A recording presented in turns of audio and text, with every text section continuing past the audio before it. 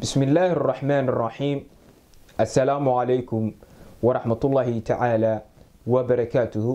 بعد السلام وقارنتي وحان أمهد علينا يا الله سبحانه وتعالى مركحته وحان سيدو كلا أمهد علينا يا ولا لها كحيدن يوتيوب channel كيغا إيو وليبا إن فيسبوك بيج كيغا با دمان وان إذن سلامي مال وليبا الدنيا ذا كجوكتا وحان إذن لا يهي مالين وناكسن هبين وناكسن قلب وناكسن ووقتي وليبا إذن تهاي وناكسن ومركله iyo muuqaaladeeni taxanaha ahaa ee caafimaadka bulshada oo aynu toddobaadkan kaga hadli doono calaamadaha lagu garto ee dhiig-yarida. Dhiig-yaridu waa xaalad dhacdo kolkoo jirka dhiigga ku yaraado. Jirka dhiigga ku yaraado waxay keentaa inuu jirka shaqadiisii uu si gudan waayo ama shaqadiisii uu si saxan u qabsan waayo.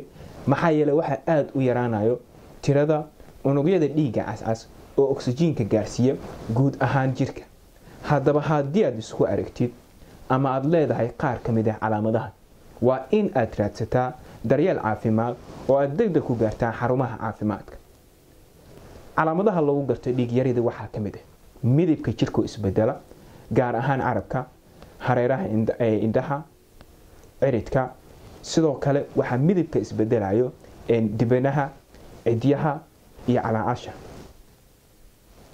sidoo kale qofku wuxuu isku arkayaa tabardari iyo daal maalintii oo dhan ama daal joogto ah, indhaha madoobaada ama mugdi galo kolkoo qofka istaaga.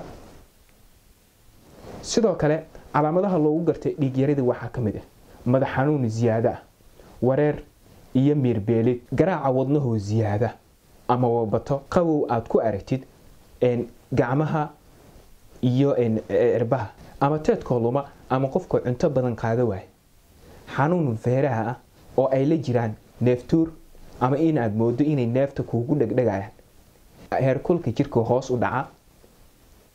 dhammaan waa calaamadaha lagu garto dhiig-yarida.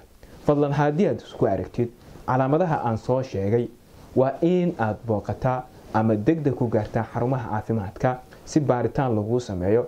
haddii aad tahay markii kuugu horeysay oo aad channelkeena soo booqato, fadlan subscribe saar, hana ka ilowin inaad muuqaalkeena like saarto. wixii su'aalaha aad qabtid waxaa noogu reebaysaa barta commentiga. intaas ayaan ku soo gabagabeynaa.